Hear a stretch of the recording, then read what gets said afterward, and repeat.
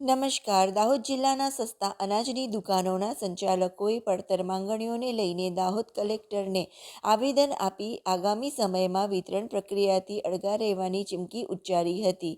સંચાલકોની માંગણી છે કે વર્ષોથી તેઓની પડતર માંગણીઓને મામલે અનેક વખત રજૂઆતો કરવા છતાં પણ કોઈ નિરાકરણ આવ્યું નથી. તેમજ કમિશનમાં વધારો, ઈ પ્રોફાઇલમાં તકેદારીના સહાયકનો વધારો, સિંગલ ફિંગરપ્રિન્ટ દ્વારા 2 બિલ અને સમિતિના 80% બાયોમેટ્રિક વેરિફિકેશનનો પરિપત્ર રદ કરવા તેમજ સમયસર કમિશનનું ચૂકવણું થાય તેવા વિવિધ મુદ્દાઓની માંગણી સાથે દાહોદ કલેક્ટરને આવેદન આપી માંગણીઓનું સત્વરે નિરાકરણ લાવવા માટે માંગ કરી હતી.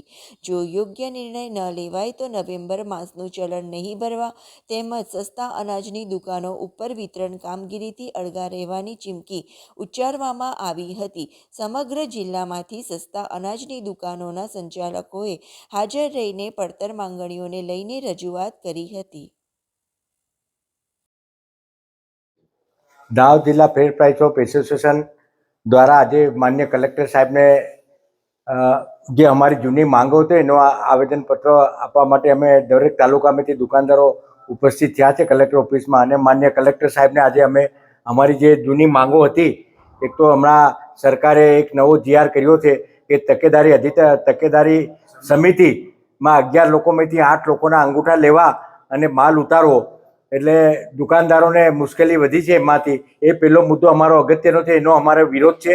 બીજો મુદ્દો જે હયાતીમાં જે વારસાઈ થતી તે સરકારે GR કરીને રદ કરી છે, બીજો મુદ્દો છે.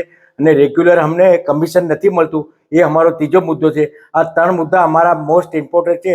અને ગુજરાત રાજ્ય ફેર પ્રાઇસ ઓફ એસોસિએશનના બંને એસોસિએશનને અમારો ટેકો છે. અને આજથી અમે દાહોદ જિલ્લો સરકારી દુકાનના તમામ દુકાનદારો આજથી અમે હડતાલમાં જોડાઈએ છીએ.